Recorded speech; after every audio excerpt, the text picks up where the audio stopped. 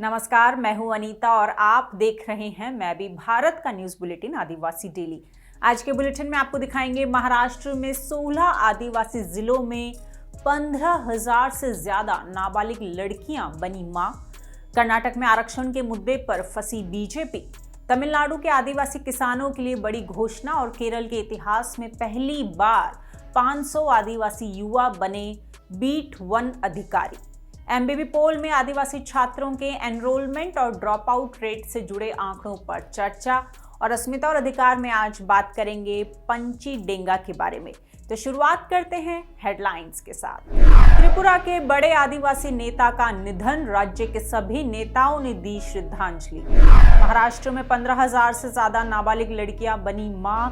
बाल विवाह के आंकड़े भी चिंताजनक, मंत्री ने बताया जनजातियों की परंपरा का हिस्सा। कर्नाटक में आरक्षण के मुद्दे पर कांग्रेस का बीजेपी पर आरोप, कहा SC/ST कल्याण नहीं बल्कि सिर्फ झूठे दावों पर टिकी सरकार।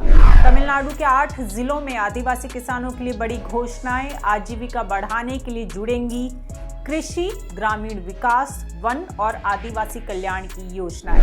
केरल के इतिहास में पहली बार 500 आदिवासी युवा बने बीट अधिकारी, 100 महिलाएं भी शामिल। एमबीबी पोल में आदिवासी छात्रों की पढ़ाई और उनसे जुड़े दावों और सच्चाई पर करेंगे चर्चा। और अब खबरें विस्तार से। आज के बुलेटिन की शुरुआत करते हैं बड़ी खबर से, और खबर है त्रिपुरा से। त्रिपुरा में बड़े आदिवासी नेता रहेंद्र देव वर्मा का निधन हो गया। मंगलवार शाम को उन्होंने आखिरी सांस ली। वो 80 साल के थे।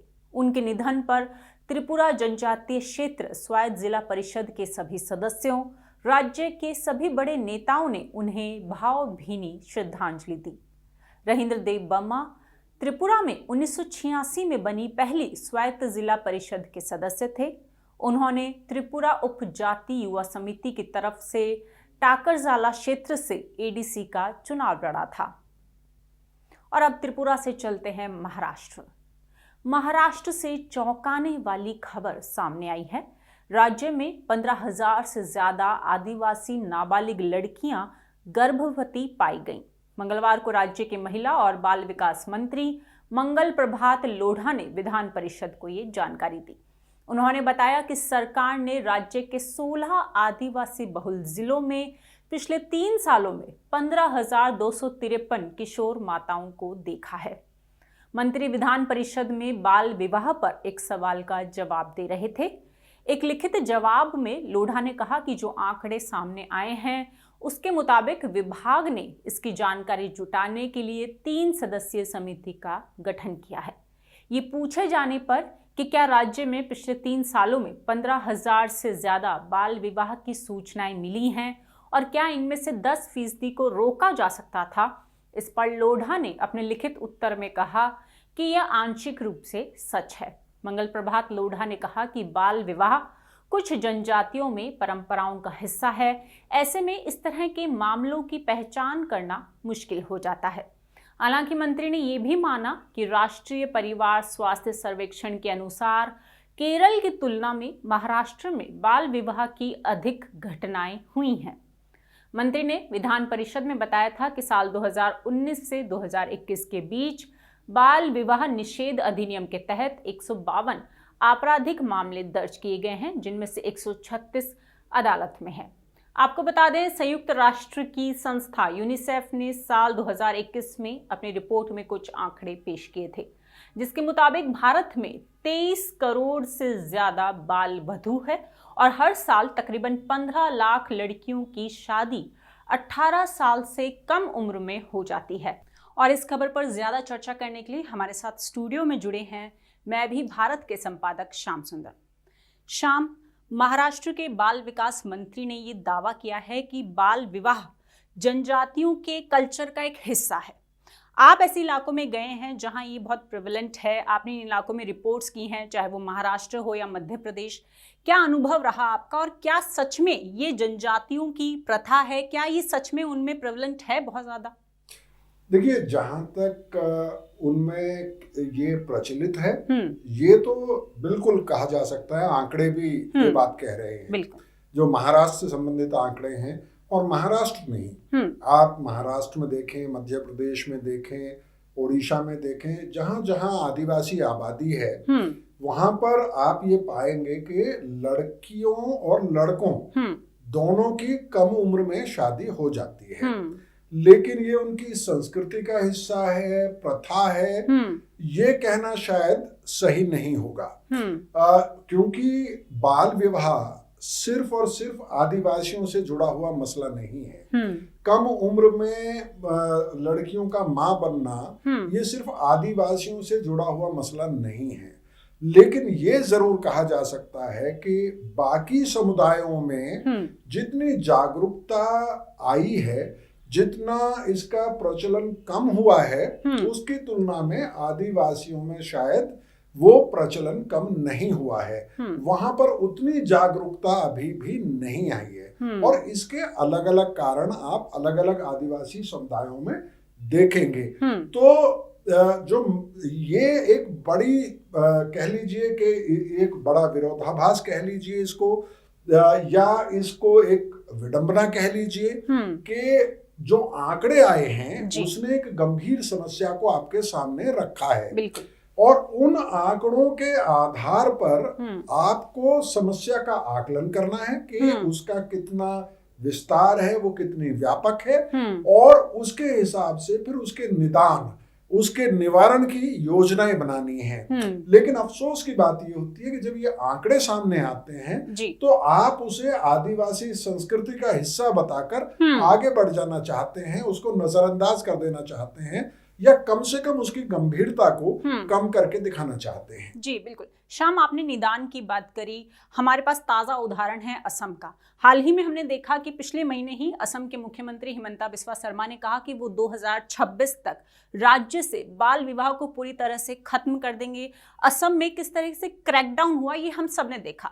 क्या ये एक सही उपाय है? क्या क्रैकडाउन करने से सच में बाल विवाह को रोका जा सकता है?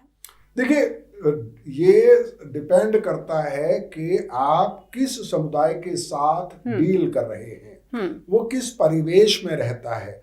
जब आप आदिवासियों की बात करते हैं, वैसे तो लोकतंत्र में ये माना जाता है कि क्रैकडाउन करना कोई तरीका नहीं होता है। क्रैकडाउन करके आप जब किसी चीज को करने की कोशिश करते हैं तो वो इम्पोजिशन माना जाता है, लोग उससे नाराज होते हैं। आमतौर पर यह माना जाता है कि जो लोकतांत्रिक देश होते हैं वहां पर अवेयरनेस, जागरूकता लाई जाती है, लोगों को समझाया जाता है, लोगों को भरोसे में लिया जाता है। लेकिन कई बार ऐसी स्थिति आती है कि आपको कानूनी कदम उठाने पड़ते हैं। मसलन सती प्रथा से जुड़े हुए मसले हैं, मसलन दलितों, आदिवासियों के खिलाफ जो अत्याचार के मामले हैं, महिलाओं के खिलाफ अत्याचार के मामले हैं। उसी तरह से बाल विवाह के मामले में भी अगर आपको कहीं ये पता चलता है कि बाल विवाह हो रहा है और माता पिता समझाने के बावजूद नहीं मान रहे हैं, तो निश्चित तौर पर एजेंसियों को हस्तक्षेप करना चाहिए। लेकिन जब आदिवासियों की आप बात करते हैं, उनके परिवेश की आप बात करते हैं, तो बहुत बड़ा इलाका है जहां पर आदिवासी रहते हैं, दूर दराज के इलाके हैं जहां पर रास्ते नहीं हैं, सड़कें नहीं हैं, संचार की सुविधाएं नहीं हैं। तो उन इलाकों से इस तरह की सूचनाएं आना, कानून की एजेंसियां वहां जाके हस्तक्षेप कर सके, रोक सकें, वो प्रैक्टिकल भी नजर नहीं आता है, पहली बात। दूसरी बात ये है कि जब भी आप आदिवासियों के साथ जबरदस्ती करने की कोशिश करेंगे तो बैकलैश होगा, और बहुत जबरदस्त बैकलैश होगा। वो कई तरह का हो सकता है, वो हिंसक भी हो सकता है, और दूसरा ये भी हो सकता है कि वो अपने आप को और आइसोलेट कर लें और जंगल की तरफ चले जाएं। क्योंकि आदिवासी जब हम कहते हैं, देखिए मुख्य धारा का समाज जिसको कहा जाता है और आदिवासियों में एक बेसिक फर्क है कि आदिवासी एक समान नागरिकों का समूह नहीं है, बहुत ज्यादा विविधताएं हैं, होमोजीनियस ग्रुप नहीं है कि जिसके लिए आप एक कोई योजना, एक कोई फॉर्मूला बना सकते हैं। तो आपको ये ध्यान रखना पड़ेगा, अलग अलग भाषाएं हैं, वहाँ जैसे अगर असम में आप शहरी इलाकों में या ग्रामीण इलाकों में भी असमिया में किसी बात का प्रचार करेंगे तो लोगों को समझ में आ जाएगा। लेकिन जब वहीं के ट्राइबल एरियाज में आप जाएंगे तो हो सकता है कि बोडो एरिया में या कई ऐसे इलाके हो सकते हैं जहां शायद उस भाषा को ना समझते हों। तो ये आपको देखना पड़ेगा कि ट्राइबल एरियाज में क्रैक डाउन करना या जबरदस्ती करना इलाज नहीं है। वहां पर आपको एक अवेयरनेस लानी पड़ेगी और उसके लिए आपको कई तरह के सुधार करने पड़ेंगे। मसलन आपने कहा मध्य प्रदेश में हम गए, महाराष्ट्र में हम गए, तो मध्य प्रदेश और महाराष्ट्र में जो करना होगा उड़ीसा, असम या किसी और राज्य में, फॉर दैट मैटर झारखंड में या छत्तीसगढ़ में हो सकता है आपको अलग तरह के कदम उठाने पड़े।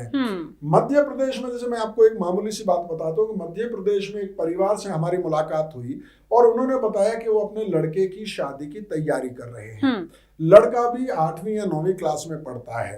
तो हमने कहा कि वो तो बहुत छोटा बच्चा है, अभी आप क्यों उसकी शादी करना चाहते हैं? तो उन्होंने कहा कि कल को हमारा लड़का अगर किसी की लड़की को लेके आ जाता है, उसके किसी से प्रेम प्रसंग हो जाता है, तो हमें बहुत ज्यादा ब्राइड मनी, वधू मूल्य देना पड़ेगा लड़की के पिता को। और इस बात से जो भील आदिवासी परिवार था वो काफी डरा हुआ था। उसको लग रहा था कि इससे पहले कि लड़का किसी लड़की को लेकर आए उसकी अरेंज मैरिज कर दी जाए। तो ये इस बात को समझने के लिए आपको बाकायदा उस इलाके में स्टडी कराने की जरूरत है कि वहां पर बाल विवाह का कारण क्या है। उसको आप संस्कृति का हिस्सा बताकर, प्रथा का हिस्सा बताकर आप नजरअंदाज करेंगे तो ये समस्या बहुत लंबे समय तक आदिवासी भारत में बनी रहेगी। बिल्कुल श्याम, लेकिन इंडिया में चाइल्ड मैरिज पर बैन है, इसे लेकर कड़े कानून मौजूद हैं, तो इस पर अभी तक कुछ हुआ नहीं है। लेकिन मेरा एक सवाल ये है कि असम हो या केरल में भी हमने कई मामले देखे कि लोगों में चाइल्ड मैरिज हो जाती है, खासकर आदिवासी इलाकों में, और बाद में पुलिस उनको पॉक्सो एक्ट के तहत उन पर कार्रवाई करती है, उनको गिरफ्तार कर लेती है। इसके बारे में आप क्या कहेंगे? देखिए, यही मैंने कहा ना कि अलग अलग इलाकों में आपको समस्या के अलग अलग आयाम, अलग अलग पहलू देखने के लिए मिलेंगे। और वजह यही है कि आदिवासी समुदाय, ज्यादातर आदिवासी समुदाय वो दूर दराज के इलाकों में रहते हैं, वो आइसोलेटेड रहते हैं, उन्हें बहुत सारे कानूनों के बारे में जानकारी नहीं है। जैसे मैंने बताया आपको मध्य प्रदेश का मैंने जिक्र किया, जो केरल का आप उदाहरण दे रही हैं, वो समस्याएं मध्य प्रदेश और महाराष्ट्र में भी देखने को मिलती हैं। और उसमें हो ये जाता है कि लड़का अपनी पसंद की किसी लड़की को ले आता है और कई बार तो परिवारों में आपस में सहमति बन जाती है, लेकिन कई बार परिवारों में सहमति नहीं बन पाती और वैसे में मामला पुलिस के पास चला जाता है और पुलिस, पंचायत, बहुत सारे लोग उसमें शामिल हो जाते हैं और लड़के के परिवार को उसकी बड़ी कीमत चुकानी पड़ती है पैसे में। और अल्टीमेटली वो ज्यादातर मामलों में फैसले हो जाते हैं, नहीं तो लड़के को जेल जाना पड़ता है। तो इन सब बातों से डर के कोशिश ये करते हैं माँ बाप के लड़का 10वीं 11वीं तक जाते जाते उसकी शादी कर दी जाए। तो जाहिर है कि जब 10वीं में लड़का ही नाबालिग है तो उसकी शादी भी नाबालिग से ही होगी। लेकिन ऐसा कई बार देखा गया है दक्षिण के राज्यों में, जैसे केरल का आपने जिक्र किया, कई और मामलों में हमने ये पाया कि जो आदिवासी समुदाय है उनको इन कानूनों के बारे में अवेयरनेस नहीं है। और इसलिए ये कहा जाता है कि जब आपको अवेयरनेस कैंपेन चलाना है तो आपको आदिवासी भाषाओं में अवेयरनेस कैंपेन चलाना होगा। अब हमें और आपको, हम में से बहुत सारे लोगों को ये लग सकता है कि ऐसा नहीं, अब तो ज्यादातर लोग हिंदी समझते हैं, ज्यादा केरल के तो सभी लोग मलयालम समझते होंगे, या जो तमिलनाडु के आदिवासी हैं वो सब तमिल समझते होंगे, ओडिशा के सारे आदिवासी ओडिया समझते होंगे। लेकिन ये सच नहीं है। बहुत सारी भाषाएं हैं। जब हम लोग जाते हैं आदिवासी इलाकों में तो वो हिंदी नहीं समझ पाते हैं, उनके अलग अलग डायलेक्ट हैं, अलग अलग बोलियां हैं, अलग अलग भाषाएं हैं। तो इसलिए ये एक बड़ी समस्या है, गंभीर समस्या है और समस्या है। इसको आप परंपरा और संस्कृति का हिस्सा मान लेंगे तब तो बहुत मुश्किल होगी, तब इस समस्या का समाधान नहीं होगा। इसका समाधान ढूंढना होगा और एक कोई समाधान नहीं हो सकता है, क्योंकि विविधता को ध्यान में रखना पड़ेगा आपको। बिल्कुल। बहुत बहुत शुक्रिया श्याम, ये जानकारी देने के लिए धन्यवाद। Thank you. और अब महाराष्ट्र से चलते हैं कर्नाटक। चुनावी राज्य कर्नाटक में SC/ST आरक्षण के मामले पर सत्तारूढ़ बीजेपी और कांग्रेस एक बार फिर आमने सामने आ गई है। मंगलवार को राज्य की बसवराज बोम्मई सरकार को कांग्रेस के असहज सवालों का सामना करना पड़ा। AICC के महासचिव रणदीप सिंह सुरजेवाला ने कर्नाटक सरकार के दावे पर सवाल उठाया। उन्होंने कहा कि बीजेपी SC/ST और OBC के हितों के प्रति गंभीर नहीं है और केवल झूठे दावे कर रही थी। दरअसल कांग्रेस का ये रिएक्शन तब आया है जब सोमवार को केंद्र ने कहा था कि आरक्षण पर उसे कोई प्रस्ताव कर्नाटक सरकार से नहीं मिला है। संसद में JDS सांसद हसन प्रज्वल रेवन्ना के प्रश्न का उत्तर देते हुए केंद्रीय सामाजिक न्याय राज्य मंत्री A नारायण स्वामी ने ये जानकारी दी थी। इतना ही नहीं, मंत्री ने यह भी बताया था कि SC और ST के लिए आरक्षण की सीमा को बढ़ाने का कोई प्रस्ताव विभाग के पास लंबित नहीं है। इस पर कांग्रेस ने कर्नाटक सरकार को आड़े हाथों लिया। फरवरी में ही एक कार्यक्रम के दौरान मुख्यमंत्री बसवराज बोम्मई ने कहा था कि आरक्षण कानून को 9वीं अनुसूची के तहत लाने की प्रक्रिया शुरू हो गई है। ऐसे में अब केंद्र के खुलासे से एक बार फिर बोम्मई सरकार पर सवाल उठ गए हैं।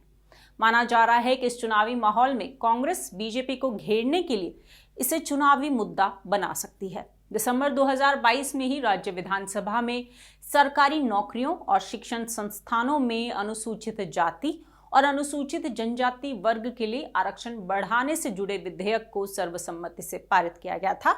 इस बिल के तहत अनुसूचित जाति के लिए कोटा 15% से बढ़ाकर 17% और अनुसूचित जनजाति के लिए 3% से बढ़ाकर 7% कर दिया गया है। इसके साथ ही आरक्षण का कुल कोटा 56% पर पहुंच गया।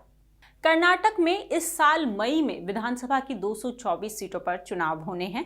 इसमें से अनुसूचित जाति यानी SC के लिए 36 सीटें आरक्षित हैं, वहीं ST यानी अनुसूचित जनजाति के लिए 15 सीटें आरक्षित हैं।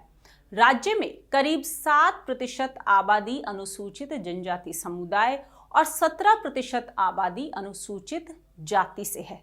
ऐसे में दोनों पार्टियां आरक्षण के मुद्दे पर SC/ST वोट बैंक को साधने की कोशिश करेगी। और अब चलते हैं तमिलनाडु। तमिलनाडु सरकार ने आदिवासी किसानों के लिए बड़ी घोषणा की है। अब आदिवासी किसानों की आजीविका में सुधार के लिए राज्य की अलग अलग योजनाओं को एकीकृत किया जाएगा। इसके तहत 8 जिलों के आदिवासी किसानों के लिए कृषि विभाग से सभी योजनाएं, आदिवासी कल्याण, ग्रामीण विकास और वन विभाग से जुड़ी योजनाओं को एकीकृत किया जाएगा। राज्य के कृषि मंत्री MRK पनीरसेल्वम ने विधानसभा में ये बात कही। उन्होंने कहा कि तिरुचि में पचाईमलाई, तिरुपथुर जिले में येलागिरी, धर्मपुरी जिले में वाथलमलाई और सिथेरी और तिरुवन्नामलाई जिले में जवाधु पहाड़ियों सहित 8 जिलों के पहाड़ी क्षेत्रों में रहने वाले आदिवासी किसानों के लिए ये प्रयास किए जाएंगे। बजट पर चर्चा के दौरान कृषि मंत्री ने बताया कि योजना में जैविक खेती, पशुपालन, रेशम उत्पादन, मधुमक्खी पालन, छोटे अनाज की खेती जैसे विभिन्न उपक्षेत्र शामिल हैं। इतना ही नहीं, तमिलनाडु सरकार राज्य में जनजातीय समुदायों के पोषण सुरक्षा के लिए 20% के साथ ही पौधे और बीज प्रदान करेगी।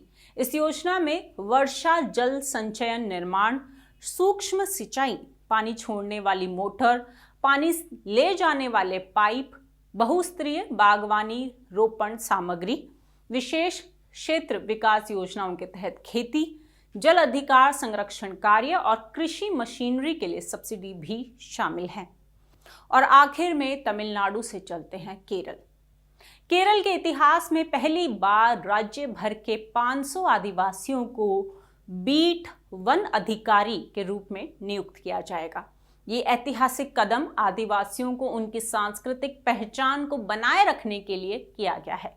हालांकि शुरू में राज्य सरकार ने अनिच्छा जाहिर की थी, लेकिन अब इन अधिकारियों को नियुक्ति लेटर दे दिए गए हैं। विभिन्न आदिवासी समुदायों से होने वाले 500 भर्तियों में 100 महिलाएं भी शामिल हैं। एक विशेष भर्ती अभियान के माध्यम से इनका चयन किया गया था। राज्य के वायनाड जिले से सबसे ज्यादा यानी 170 भर्तियां हुई हैं। राज्य के वन मंत्री A.K. शशींद्रन ने कहा, पुलिस, आबकारी और वन जैसे बलों में एसटी समुदायों की उपस्थिति निर्णयों को पूरा करने में अधिक प्रभावी बनाएगी। इससे लोगों में सद्भावना को बढ़ावा मिलेगा क्योंकि वे ऐसे अधिकारियों से आसानी से मिल सकेंगे। साथ ही BFO के रूप में आदिवासियों की नियुक्ति से विभाग को वनों के बारे में उनके निहित ज्ञान का प्रभावी उपयोग करने में मदद मिलेगी। अपने दूसरे सेगमेंट MBB पोल में आज हमने मैं भी भारत के YouTube चैनल पर आपसे एक सवाल किया था। वो सवाल था, आदिवासी समुदायों के मात्र 18% के लगभग छात्र ही उच्च शिक्षा तक पहुंच पाते हैं। ये जानकारी सरकार ने संसद के वर्तमान सत्र के दौरान लोकसभा में दी। ये एक चिंताजनक स्थिति है। आदिवासी इलाकों में इस स्थिति को सुधारने के लिए स्कूलों, एनरोलमेंट और ड्रॉप आउट रेट से जुड़े आंकड़ों में पारदर्शिता बरती जानी चाहिए, जिससे आदिवासी इलाकों में शिक्षा की स्थिति सुधारने के लिए सही योजनाएं बन सके। अपनी राय बताएं। इस सवाल के जवाब में हमने आपको 3 ऑप्शन दिए थे। इसमें सबसे ज्यादा यानी 68% ने माना कि आंकड़ों में पारदर्शिता बेहद जरूरी है, जबकि 30% के मुताबिक सरकार आंकड़ों के खेल में ना पड़े और काम करे। वहीं 2% ने पता नहीं का ऑप्शन चुना। लेकिन हमने ये सवाल क्यों पूछा था? वर्तमान में चल रहे संसद सत्र में शिक्षा और जनजातीय मामलों के मंत्रालय ने आदिवासी छात्रों से जुड़े कुछ आंकड़े सदन में पेश किए। इन आंकड़ों में सरकार ने दावा किया कि स्कूलों में अनुसूचित जनजाति के छात्रों के नामांकन में वृद्धि हुई है। शिक्षा मंत्रालय के आंकड़ों के मुताबिक उच्च प्राथमिक स्तर पर साल 2017-18 में नामांकन दर 93% की थी, जो साल 2020-21 में बढ़कर 98% पर पहुंच गई। वहीं माध्यमिक स्तर पर यह दर साल 2017-18 में 73% थी, जो साल 2021-22 में बढ़कर 78% पर पहुंच गई। ये आंकड़े पेश कर सरकार ने कहा कि प्री मैट्रिक स्कॉलरशिप की जो स्कीम लाई गई थी उसका उद्देश्य सफल हो गया। उसके साथ ही उच्च माध्यमिक स्तर की बात करें तो साल 2017-18 में अनुसूचित जनजाति के छात्रों की नामांकन दर 39% थी, जो कि साल 2021-22 में बढ़कर 52% पर पहुंच गई। यानी कि 10वीं करने के बाद 78% में से सिर्फ 52% बच्चे ही उच्च माध्यमिक तक पहुंच पाते हैं। वहीं उच्च शिक्षा यानी हायर एजुकेशन की बात करें तो चौंकाने वाली बात है कि साल 2017-18 में 15.9% छात्रों का नामांकन हुआ था, जबकि साल 2020-21 में ये बढ़कर 18.9% पर पहुंच गया। यानी 4 साल में सिर्फ 3% की बढ़ोतरी हुई। यानी कि जैसे जैसे शिक्षा के स्तर बढ़ते जा रहे हैं, वैसे अनुसूचित जनजाति के छात्रों की दर में गिरावट भी आ रही है। हालांकि इसी साल जनवरी में अखिल भारतीय उच्च शिक्षा सर्वेक्षण की रिपोर्ट में केंद्र ने दावा किया था कि उच्च शिक्षा संस्थानों में अनुसूचित जनजाति के छात्रों ने लगभग 50% की वृद्धि दर्ज की है। ये रिपोर्ट खुद शिक्षा मंत्रालय ने जारी की थी। इसके मुताबिक अनुसूचित जनजाति वर्ग के छात्रों का नामांकन साल 2014-15 के 16.41 लाख से बढ़कर 2020-21 में 24.1 लाख छात्रों तक पहुंच गया है। इसमें 47% की वृद्धि दर्ज की गई। ऐसे में साफ नजर आता है कि संसद में पेश आंकड़े और रिपोर्ट के आंकड़े अलग अलग हैं। इतना ही नहीं, संसद में सरकार ने साल 2020-21 में स्कूलों में ड्रॉप आउट रेट के आंकड़े भी जारी किए। इसमें देश के 4 राज्यों में प्राथमिक स्तर पर अनुसूचित जनजाति छात्रों के स्कूल बीच में छोड़ने की सबसे ज्यादा दर खराब है। ये वो राज्य हैं जहां ड्रॉप आउट रेट 10% से ज्यादा है। ये 4 राज्य हैं अरुणाचल प्रदेश, मेघालय, मणिपुर और पश्चिम बंगाल। लेकिन आपको जानकर हैरानी होगी कि उच्च प्राथमिक स्तर पर ड्रॉप आउट रेट में सबसे आगे है मध्य प्रदेश। यहाँ 14% की ड्रॉप आउट दर दर्ज की गई है।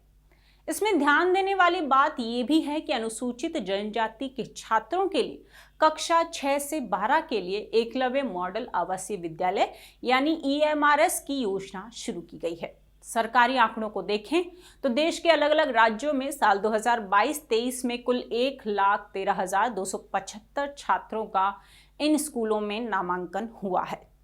हाल ही में केंद्रीय बजट में EMRS से जुड़ी बड़ी घोषणा की गई थी, लेकिन खुद संसद की स्थायी समिति ने इन स्कूलों के बजट आवंटन पर सवाल उठा दिए थे। एक तरफ सरकार लगातार आदिवासी छात्रों को गुणवत्तापूर्ण शिक्षा देने का दावा कर रही है, तो वहीं प्राथमिक स्तर से उच्च शिक्षा के स्तर तक आते आते छात्रों के नामांकन की घटती दर इन दावों पर सवाल उठाती है।